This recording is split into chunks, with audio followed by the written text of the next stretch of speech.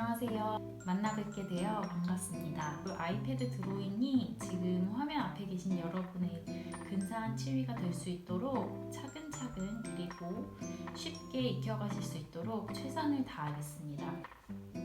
간략하게 수업에 대해 설명드리자면 이 수업은 아이패드, 펜슬, 그리고 그림을 그리고 싶은 마음이 있다면 가능한 수업입니다.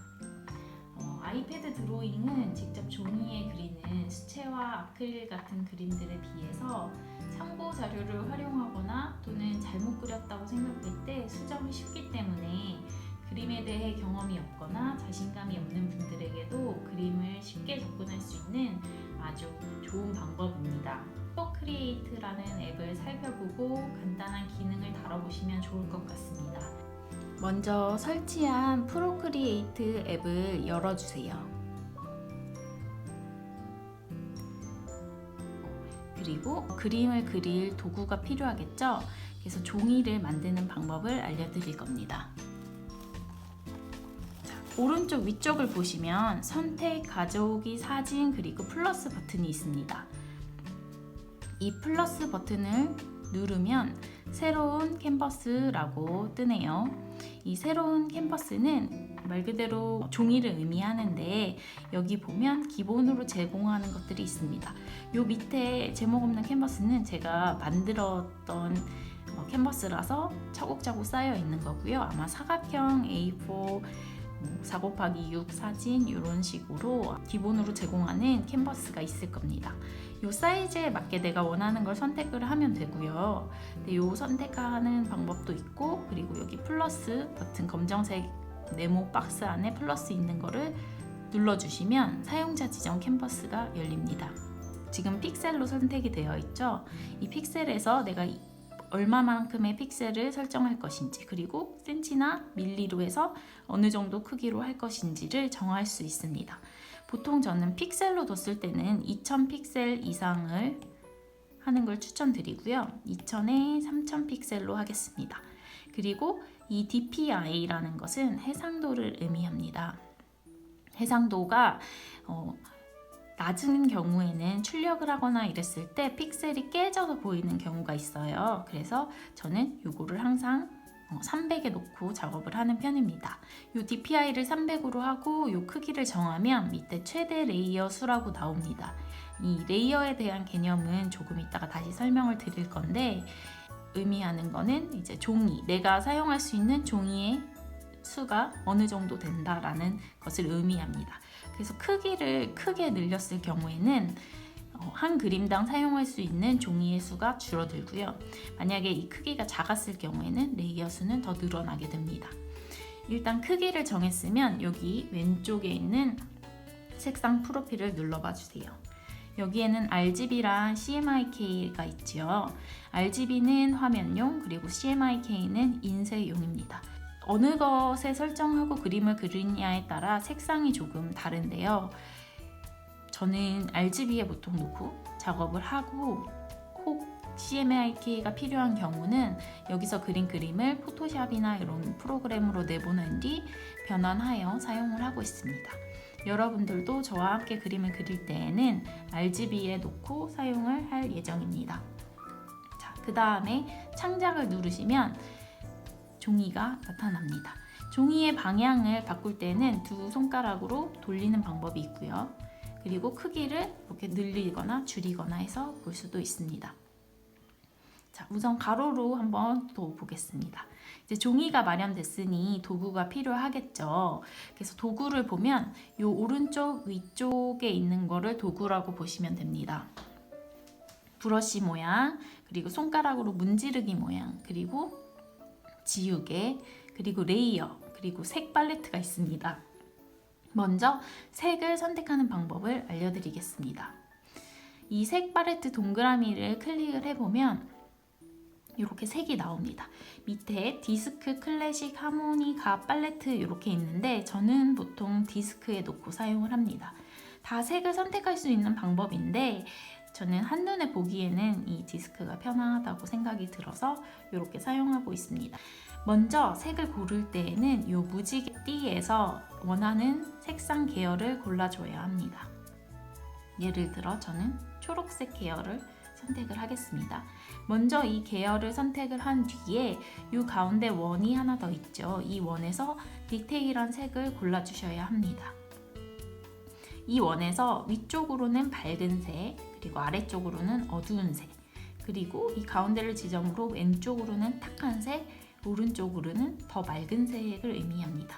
그래서 이 값을 내가 어디를 선택하느냐에 따라서 톤이라던가 디테일한 색이 정해지는 거죠. 이 앱에서 제공하는 팔레트에서는 1000가지의 색이 있기 때문에 처음부터 완벽하게 내가 원하는 색을 선택하는 것은 쉽지가 않습니다. 그럴 때에는 내가 좋아하는 그림들을 모아보고 그 안에서 색을 뽑아서 저장해두고 사용해보면서 내가 어떤 색감을 좋아하는지 찾아볼 수 있으니 색 선택이 어려우신 분들은 예쁘다고 생각하는 그림을 모아보시는 게 색에 대해 접근하기 쉬운 방법입니다. 자, 먼저 이렇게 색을 선택을 했으면 그 다음 브러쉬에 대해 설명을 드릴 건데 이렇게 선택한 색이 있으면 그냥 화면을 터치해 주시면 그 색이 지정되어서 쓸 수 있는 상태로 됩니다. 자, 요 브러쉬 지금 불이 들어와 있죠. 요게 이제 파란색 불이 들어와 있으면 내가 선택을 했다라는 의미고요. 요 파란색 불이 들어온 걸 한 번 더 클릭해 보겠습니다. 그러면 브러쉬 라이브러리라고 뜹니다. 정말 다양한 브러쉬를 기본으로 제공합니다. 각각 다른 특성과 느낌이 있기 때문에 어떤 브러쉬를 사용하느냐에 따라서 그림이 엄청 달라지게 돼요. 이 큰 틀 안에서 하나를 선택하고 그 세부 브러쉬 중에 하나를 택해서 사용하시면 됩니다. 제가 자주 사용하는 브러쉬들을 몇 개 소개해 드릴게요. 스케치에서 나린더 연필을 찾아주세요. 찾으셨나요? 요거를 한번 사용해 보겠습니다. 약간 볼펜 같은 느낌이 납니다. 그래서 건물이나 풍경같이 좀 디테일한 스케치를 할 때 많이 사용을 하고요. 요거를 이렇게 확대해서 보면 약간의 빈틈이 적절하게 있습니다. 그래서 자연스럽게 보여서 저는 요 나린더 연필도 굉장히 좋아하는 브러쉬 중에 하나입니다. 다시 줄여 놓을게요. 그리고 요 스케치에서 똑같이 스케치에서 나린더 연필 말고 6B 연필을 선택을 하겠습니다. 똑같이 약간 스케치할 때 많이 사용을 하는데 아까 나린더 연필보다는 살짝 두껍고 더 부드러운 질감을 냅니다. 색칠을 하다 보면 약간 색연필 느낌이 나죠.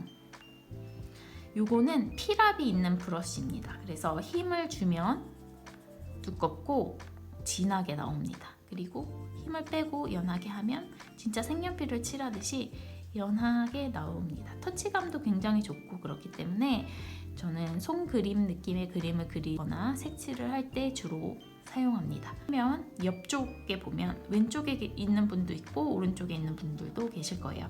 요 길쭉하게 생긴 사이드 바가 보이십니다.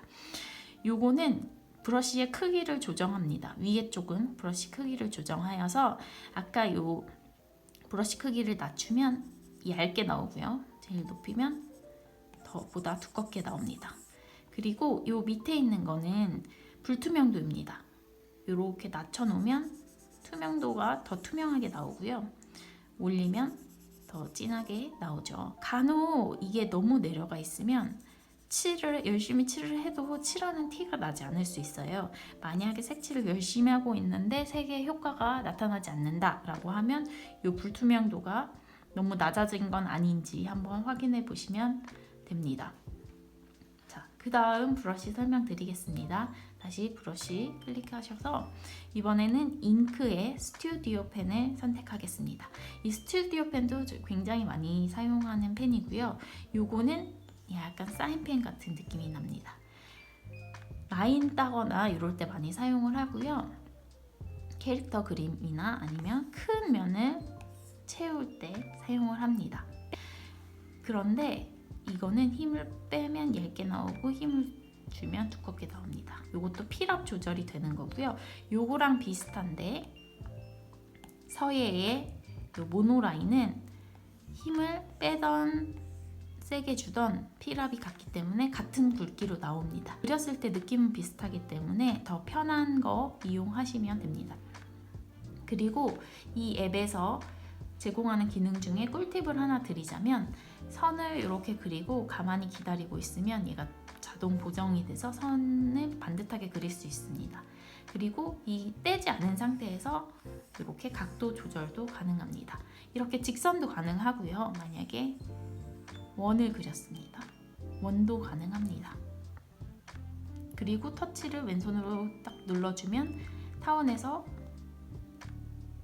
동그란 원이 됩니다. 주의점은 이렇게 하고 가만히 있다가 누르면 원이 되는데 띄면 다시 타원이 되기 때문에 만약에 정원을 원하시면 누른 상태에서 같이 띄워주셔야 됩니다. 그리고 여기 위에 보면 모양 편집해서 이 점들로 이렇게 수정하실 수도 있습니다.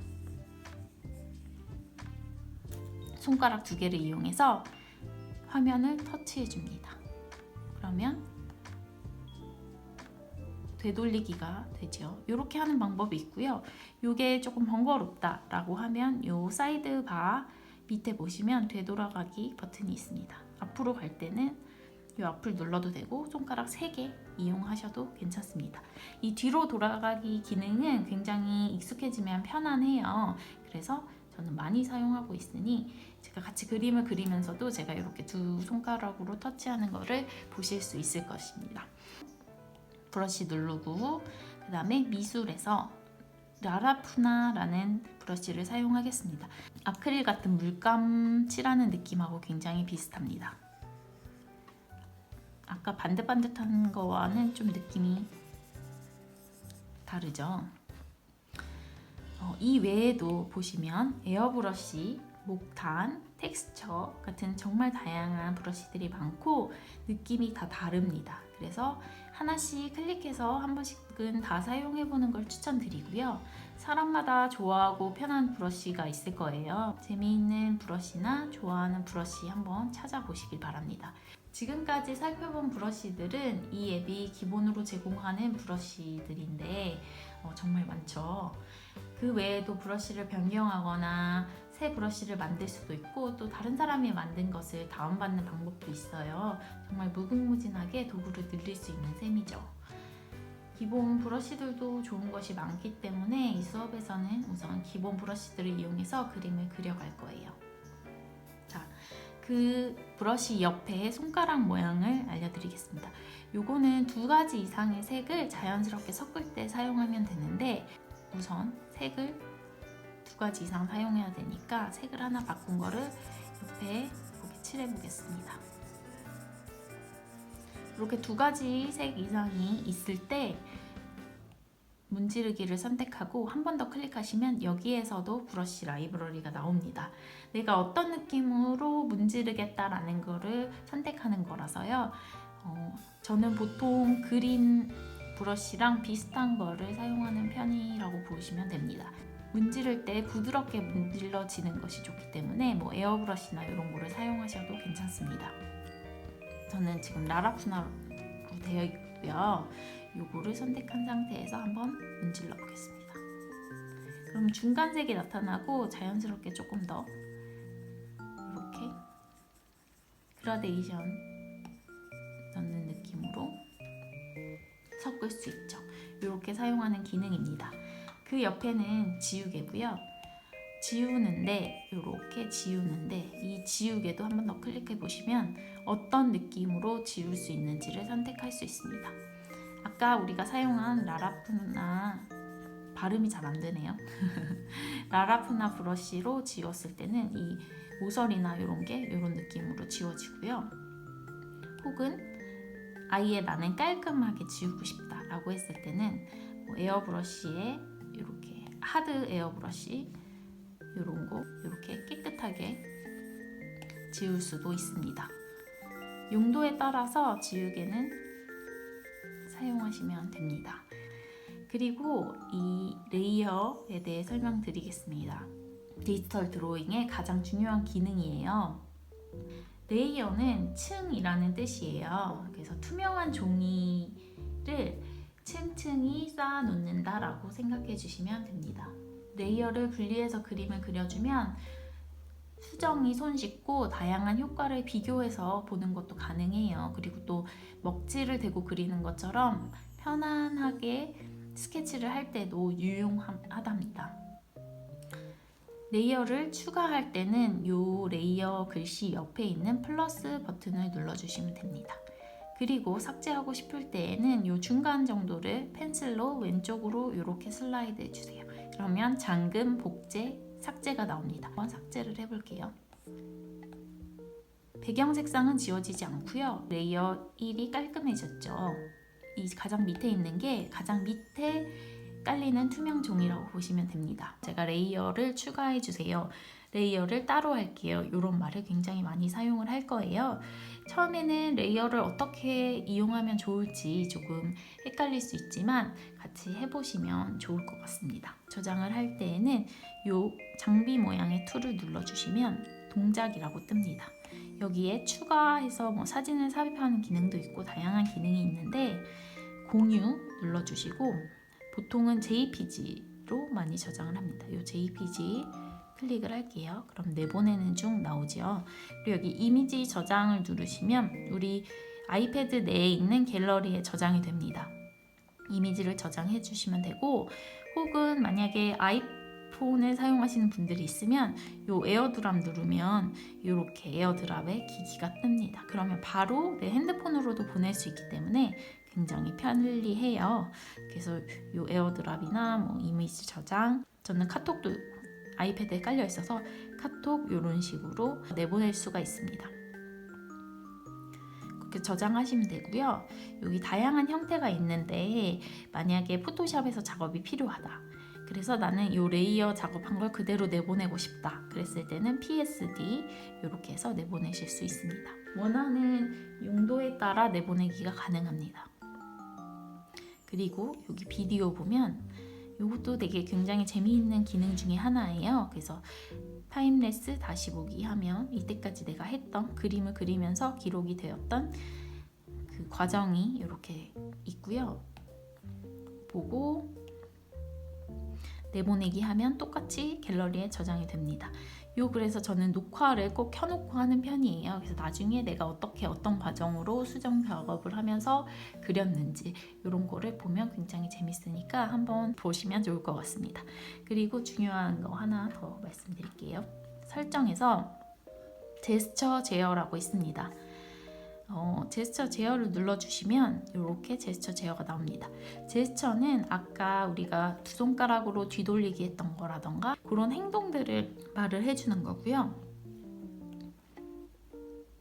어떤 것이 켜져 있냐에 따라서 기능을 다양하게 활용해서 사용할 수 있습니다. 많이 쓰는 것 중에 하나가 스포이드인데요. 아마 보통 3개에서 4개가 켜져 있을 거예요. 그래서 여기 나온 방법들 로 이용을 하면 내가 스포이드를 사용하겠다라는 뜻이고요. 아까 우리가 네모 탭을 해서 가운데 이렇게 커져 있는 게 나왔죠. 이게 켜져 있어서 그렇고 그리고 터치, 손가락으로 터치해서 유지했을 때 나오는 거 그리고 네모해서 펜슬로도 선택을 하는 거 이렇게 저는 켜져 있고 이거는 이제 편한 기능으로 켜서 사용을 하시면 됩니다. 그리고 요 마지막에 일반이라고 하면 터치 동작 비활성화라고 있으시죠? 이게 가장 중요하다고 생각을 합니다. 요거 저는 켜놨어요.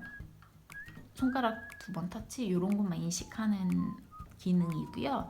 이거를 만약에 꺼져 있을 경우에는 여기가 자꾸 인식이 돼서 저도 모르게 그려지거나 색칠이 되거나 뭐 돌아가거나 막 이렇게 되더라고요. 그래서 저는 꼭 요거를 켜두는 편입니다. 요거는 다 같이 켜주시는 게 좋습니다.